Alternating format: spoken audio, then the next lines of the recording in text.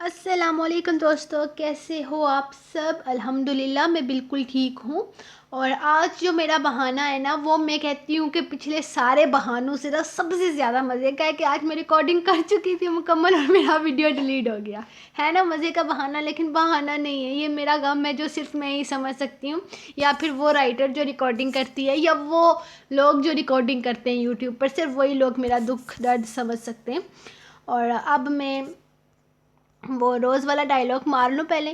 چلے جی، میرا channel subscribe کریں، میری ویڈیو لائک کریں، کامنٹ کریں، شیئر کریں، اور میری فیوریٹ لائن، جس کو میری آواز پسند نہیں ہے کیونکہ میری آواز بہت سریلی ہے، لیکن جس کو پسند نہیں ہے وہ میوٹ کر لے، اور جس کو میں سپیڈ سلو لگتی ہے وہ سپیڈ تیز کر لے، اور زیادہ سپیڈ تیز نہیں کرنا، بہت بری لگے گی۔ اور جس کو لگتا ہے کہ میں شارٹ لکھتی ہوں، ان کے لیے بھی آج میں ایک مزیدار قسم کا لے کر آئی ہوں، وہ کیا بولتے ہیں اس کو، حل اس چیز کا۔ اور اس چیز کا حل یہ ہے کہ جس کو لگتا ہے کہ میں کم لکھتی ہوں، تھوڑا لکھتی ہوں، وہ ایسا کرے کہ سپیڈ میں جا کرنا کم کر لے سپیڈ۔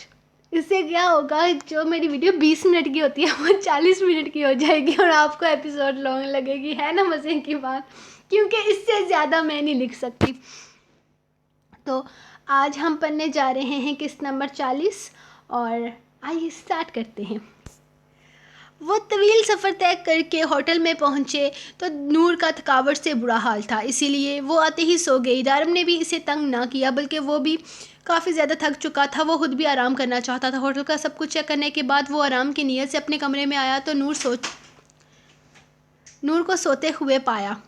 نور تو جلدی ہی گہری نیند میں اتر چکی تھی۔ اس نے تو اس کے آنے کا انتظار بھی نہ کیا تھا، بلکہ فریش ہونا بھی اس نے ضروری نہ سمجھا تھا، جبکہ دارم کو اس وقت سفر کی تھکاوٹ دور کرنے کے لیے پہلے شاور لینا چاہتا تھا۔ وہ در کو تنگ کیے بنا اپنے کپڑے نکال کر شاور لینے چلا گیا۔ واپس آیا تو در کو یوں ہی گہری نیند میں پایا۔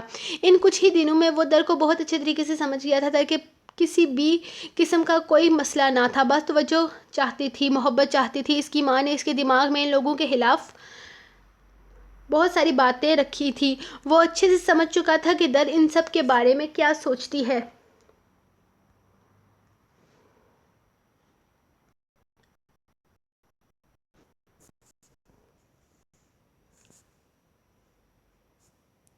در کو یہاں دولت کے لیے بھیجنے والی اس کی ماں تھی۔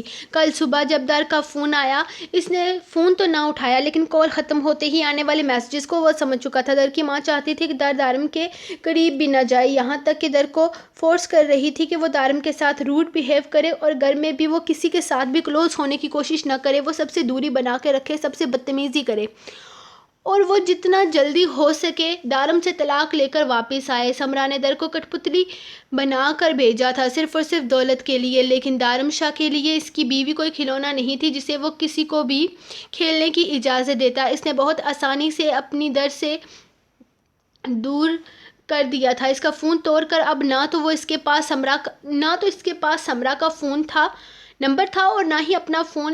اسے یقین تھا آنے والے 1 مہینے میں وہ سمرا کو ہر طرح سے در سے دور رکھ پائے گا۔ سوری گائز، وہ کیا ہے نا، ایک بار پڑھ کر نا دوسری بار پڑھنے میں مجھے بہت زیادہ مسئلہ ہو رہا ہے، یہاں تک کہ میری آواز بھی، میری لفظ بھی نا پتہ نہیں کیا کیا منہ سے نکل رہا ہے، تو اس کے لیے سوری۔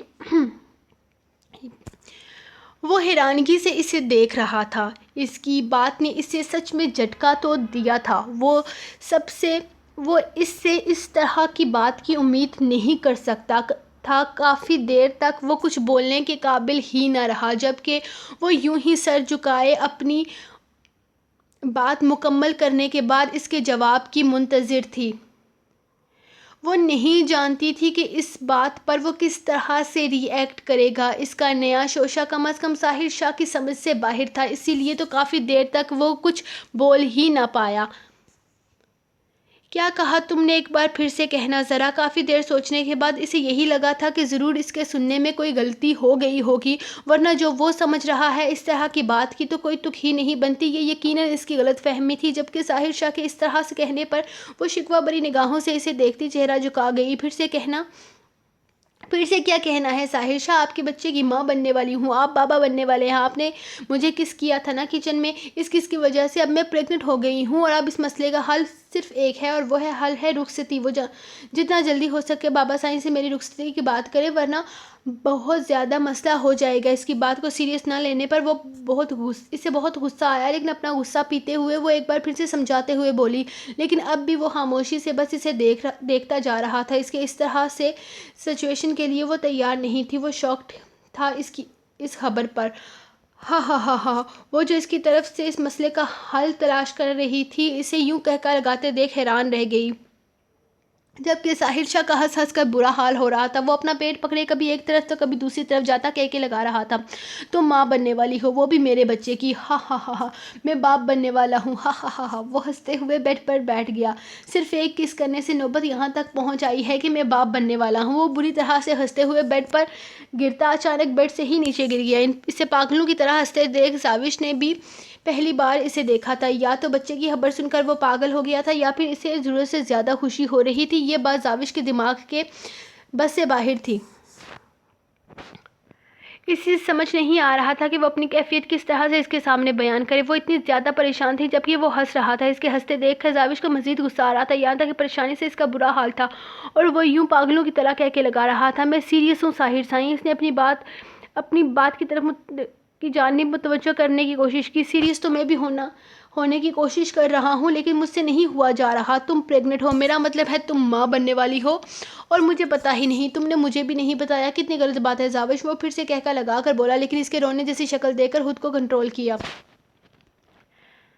خیر، یہ ساری باتیں تو بعد کی ہیں، تم پہلے تو مجھے یہ بتاؤ کہ تمہیں کس عقل مند نے یہ بات کہی ہے کہ کس کرنے سے لڑکی پریگننٹ ہو جاتی ہے؟ وہ بڑی مشکل سے اپنی ہنسی پر کنٹرول کرنے کی کوشش کرتے ہوئے بولا، سنادی نے بتایا۔ اس نے فوراً جواب دیا تھا، جس پر ساحر نے ہاں میں سر ہلایا، جبکہ اس کے منہ سے ایک اور کہکا پھوٹنے کی مکمل تیاری میں تھا۔ کیا تمہیں کسی نے یہ نہیں بتایا کہ بچے فرشتے لے کر آتے ہیں؟ مطلب کہ رات کو فرشتے کسی وقت آتے ہیں اور ایک پیاری سی بچی یا ایک پیارے سے بچے کو تکیے کے پاس رکھ کر جاتے ہیں، مطلب کہ اللہ کی طرف سے تحفہ ہوتا ہے۔ وہ اسے دیکھتے ہوئے بولا تو آگے سے زاوش نے اسے گھور کر دیکھا۔ آپ کیا مجھے بیوقوف سمجھتے ہیں؟ آپ کو کیا لگتا ہے مجھے نہیں پتا کہ جب تک لڑکی پریگننٹ نہ ہو تب تک بیبی نہیں آ سکتا، اور فرشتے نہیں آتے بلکہ لڑکی اسپتال جاتی ہے اور بیبی لاتی ہے؟ وہ اسے اپنی عقل مندی دکھاتے ہوئے بولی، وہ اتنی بیوقوف نہ تھی جتنا وہ سمجھتا تھا۔ ارے واہ، تمہیں تو سب پتا ہے، اور تمہیں تو یہ بھی پتا ہے کہ کس کرنے سے بیبی ہو جاتا ہے۔ میں تو پتا نہیں کیوں شادی کے انتظار میں بیٹھا تھا، یہاں تو کس کرنے سے بیبی ہو رہے ہیں۔ وہ حیران سا کم آواز میں بولا، آپ کیا بول رہے ہیں؟ پہلے میرے مسئلے کا حل نکالیں۔ خود سے باتیں کرتے دیکھ کر زاوش پھر سے بولی۔ ساحر نے ایک نظر اس کی طرف دیکھا اور آہستہ سے اٹھ کر اس کے قریب چلا آیا۔ تمہارے مسئلے کا حل میں نکالتا ہوں، تم بالکل بے فکر ہو جاؤ، میں آج ہی بابا سائنس سے بات کرتا ہوں رخصتی کی۔ وہ آہستہ سے اس کی کمر میں ہاتھ ڈالتا اسے اپنے بے حد قریب کھینچ چکا تھا، اور پھر رخصتی کے بعد میں تمہیں بتاؤں گا کہ آخر بیبی ہوتے کیسے ہیں، کیونکہ جیسا تم سوچتی ہو ویسے بھی ہرگز نہیں ہوتے۔ وہ اسے اپنے بے حد قریب کرتا اس کی گرم سانسیں زاوش کے چہرے سے ٹکرا رہی تھی۔ تو پھر کیسے ہوتے ہیں؟ ہو تو رہا ہے ہمارا بیبی، وہ پھر سے بولی تو ساحر کی گنی مونچھوں تلے انابی لبوں پر ایک بار پھر سے مسکراہٹ آ گئی۔ نہیں ہو رہا، لیکن تم بے فکر رہو، رخصتی کے بعد میں تمہاری یہ خواہش پوری کر دوں گا۔ کیا مطلب؟ اس کا اتنا پاس آنا زاوش کو نروس کر گیا تھا۔ چھوڑو یہ ساری باتیں، تم یہ بتاؤ کہ کہاں کس کیا تھا میں نے تمہیں؟ وہ اس کے نروسنس کو اگنور کرتا اس کے ماتھے کو اپنی انگلیوں کے پروں سے چھوتے ہوئے اس کی چمکتی پیشانی پر اپنے لب رکھ چکا تھا۔ یہاں یا پھر یہاں؟ وہ اس کے دونوں گلابی گالوں پر باری باری لب رکھتا اس سے پوچھنے لگا، اس کی محبت بھرے لمس پر وہ تھر تھرانے لگی تھی۔ یا پھر یہاں؟ اس کے ہونٹوں پر اپنی انگلی رکھتا اس کے لرزتے وجود کو قید کرتے ہوئے وہ اس کے لبوں پر جھک گیا۔ اس کی سانسیں جیسے قید ہو کر رہ گئی۔ وہ بے حد نرمی سے اس کے ہونٹوں کی نرمی کو محسوس کرتا اس کے ہونٹوں کو آزاد کرتا اس کی سرائی دار گردن پر جھکنے ہی لگا تھا کہ زاوش فوراً اس سے دور ہونے کی جدوجہد کرنے لگی۔ ساحر اسے نرمی سے خود سے الگ کرتے ہوئے پیچھے ہٹ گیا۔ کیا ہوا؟ تم اس طرح سے کیوں ڈر رہی ہو؟ بات یہاں بیبی تک آ پہنچی ہے اور تم ایک اس پر اس طرح سے گھبرا رہی ہو؟ ایسے تو نہیں چلے گا ڈارلنگ، جب تم سب کو بتاؤ گی کہ تم میرے بچے کی ماں بننے والی ہو تو تائی اماں سائیں تو تم سے بہت سارے سوال کریں گی۔ تو کیا تم ان سے یہ کہو گی کہ میں نے تمہیں کچن میں کس کیا جس سے تم پریگننٹ ہو گئی؟ اس سے دور ہٹتے ہوئے وہ یوں گھبراتا دیکھ لطف اندوز ہوا تھا۔ آپ کی کوئی بات مجھے سمجھ نہیں آ رہی۔ پتہ نہیں آپ کیا کہنا چاہتے ہیں، میں یہ بات کسی کو بھی نہیں بتانا چاہتی، ہم بغیر کسی کو کچھ بھی بتائے بھی تو رخصتی کر سکتے ہیں نا۔ وہ اسے دیکھتے بے حد معصومیت سے بولی۔ اس کی بات پر ساحر کا بہت دل کیا کہ وہ ایک بار پھر سے کہکا لگائے یا پھر اس کی عقل پر ماتم کرے، لیکن اس کی قربت میں وہ پہلے ہی بے حال ہو رہی تھی۔ اس سے اتنی دور کھڑی وہ دروازے کے بالکل پاس جا چکی تھی کہ اب اگر ساحر اس کے قریب آیا تو وہ فوراً باہر بھاگ جائے گی۔ تم سچ میں اتنی معصوم ہو یا مجھے بیوقوف بنانے کی کوشش کرتی رہتی ہو؟ زاوش سارا دن فلموں میں ڈراموں میں گھسی رہتی ہو، تمہیں یہ بھی نہیں پتا کہ بچے کیسے پیدا ہوتے ہیں؟ وہ اسے دیکھتے ہوئے سوال کرنے لگا۔ مجھے پتا ہے، ہیرو ہیروئن کو کس کرتا ہے تو بیبی ہوتا ہے، فوراً سے پہلے جواب آیا تھا۔ ہاں، لیکن آواز بے حد کم تھی۔ تو اب تک تو میں تمہیں بہت سارے کس کر چکا ہوں، اس حساب سے تو میرے درجنوں بچے پیدا ہو جانے چاہیے۔ بیوقوف لڑکی، اگر بچے پیدا کرنا اتنا آسان ہوتا تو اب تک پاکستان کی آبادی 22 کروڑ سے 100 کروڑ ہو چکی ہوتی۔ پتہ نہیں کن عقل کا بقل آئے گی تمہیں، ایک کس کرنے سے بچہ پیدا ہو رہا ہے یہاں، میں تو فضول میں ہی رخصتی کا انتظار کر رہا ہوں۔ یہ معصوم لومڑی نکاح کے بعد فوراً ہی مجھے بابا سائیں بنانے کی تیاریاں کر رہی ہے۔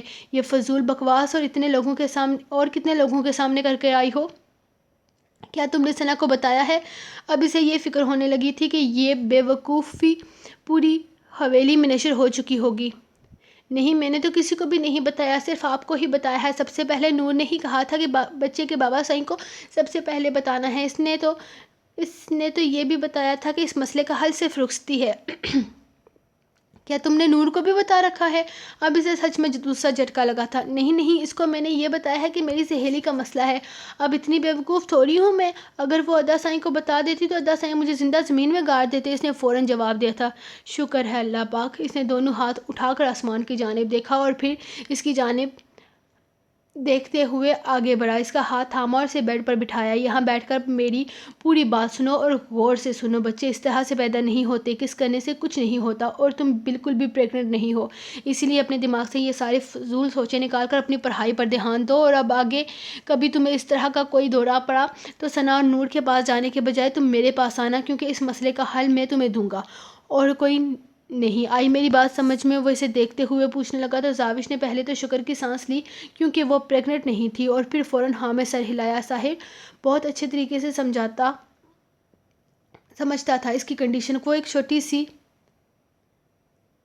کس کا مطلب پتہ نہیں کیا نکال رہی تھی، اس میں قصور اس کا نہیں تھا، ابھی تو اس کی عمر بھی نہیں تھی یہ ساری باتیں سمجھنے کی۔ اماں سائیں سے چھپ چھپا کر ڈرامے اور فلمیں دیکھ کر جتنا اسے سمجھ آ رہا تھا، اس حساب سے وہ اپنی طرف سے ٹھیک ہی تھی، اپنی زندگی کو اتنا ہی حد تک سیریس لے سکتی تھی جتنا ایک ایف اے کی اسٹوڈنٹ لے سکتی ہے۔ چلو اب اٹھو یہاں سے اور جاؤ اپنے کمرے میں جا کر آرام کرو، اچھا خاصا دماغ ہلا کر رکھ دیا ہے وہاں۔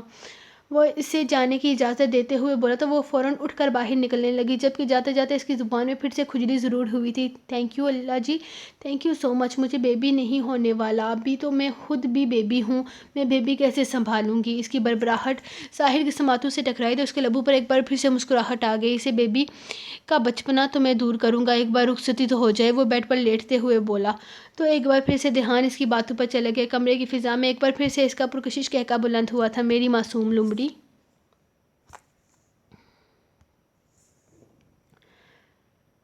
زاوش تھوڑی دیر پہلے ہی اماں سائیں سے بات کر کے اب آئینے کے سامنے کھڑی ہوتی بیڈ کے پاس آئی تھی، جہاں سنان کب سے اسے اپنے قریب آنے کے اشارے کر رہا تھا۔ اس کے پاس آتے ہی زاوش نے آہستہ سے اپنا سر اس کے سینے پہ رکھا۔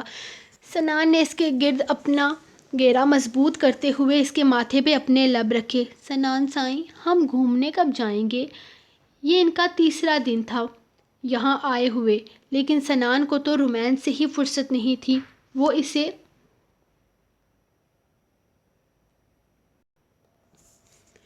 اسے گھمانے لے کر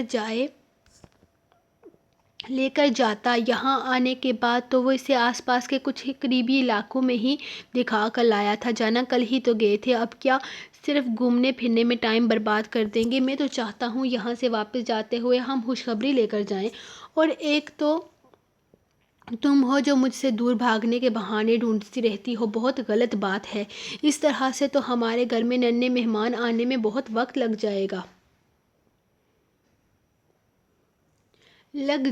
اسے اپنی باہوں کے حصار میں قید کیے اسے بیڈ پر لٹاتا وہ اس کے نازک وجود پر جھکا تھا، جبکہ اس کی انہی حرکتوں کی وجہ سے وہ آگے سے کچھ بھی بول نہیں پاتی تھی۔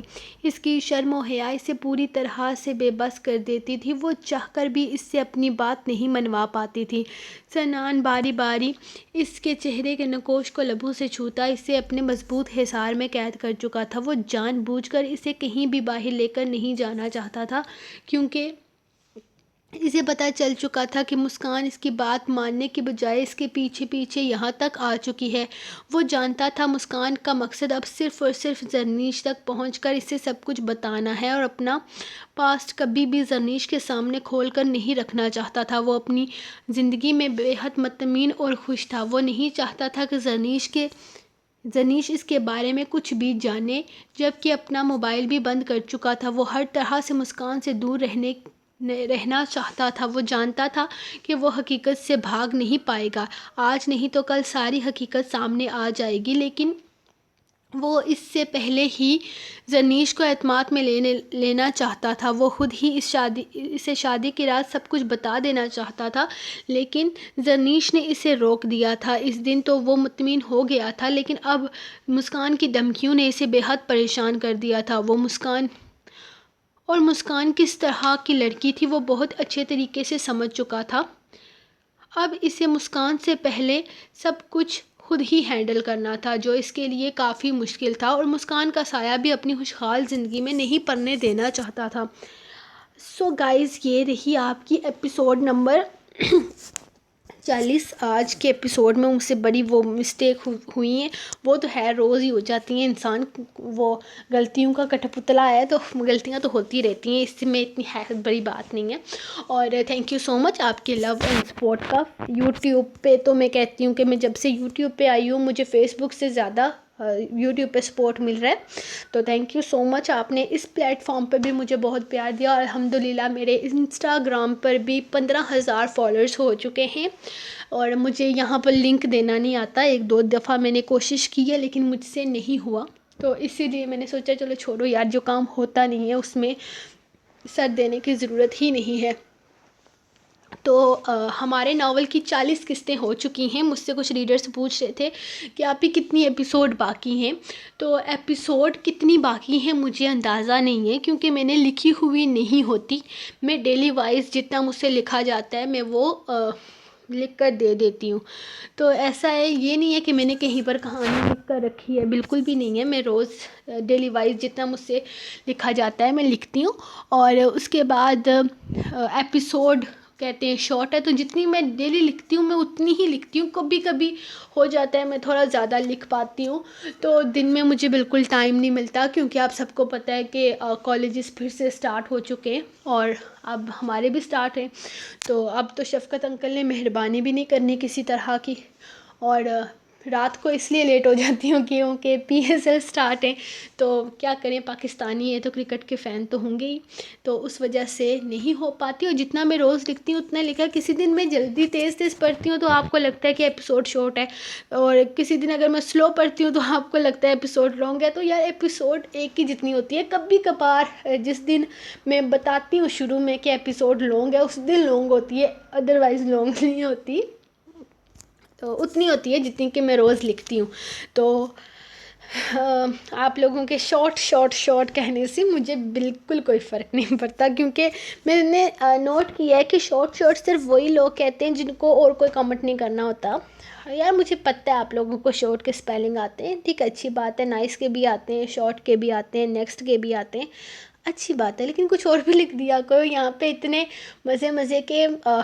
ابھی میں آج تو میں نام نہیں لوں گی، بالکل بھی نہیں لوں گی، کل نام لوں گی انشاءاللہ، کیونکہ پھر آپ نے ناراض ہو جانا ہے کہ میرا نام نہیں لیا۔ جو جتنے اچھے کمنٹس ہوں گے آج کے ایپیسوڈ میں ان سب کے میں کل نام لوں گی انشاءاللہ، کیونکہ میں ٹائم پہ اگر کمنٹ آ جائے نا تو میں کبھی کبھی کاپی پہ لکھ لیتی ہوں کہ مجھے نام بھول نہ جائیں، تو میں کل صبح لکھ لوں گی، تو آپ کو 41 ایپیسوڈ میں جن لوگوں نے مجھے بولا کہ ہمارے نام لیا کریں تو سب کے نام لوں گی۔ تب تک کے لیے اپنی رائٹر کو دے اجازت، آلریڈی 1:15 ہو چکا ہے، تو مجھے یہ پوسٹ بھی کرنی ہے، تو انشاءاللہ ملتے ہیں نیکسٹ ایپیسوڈ کے ساتھ۔ خدا حافظ۔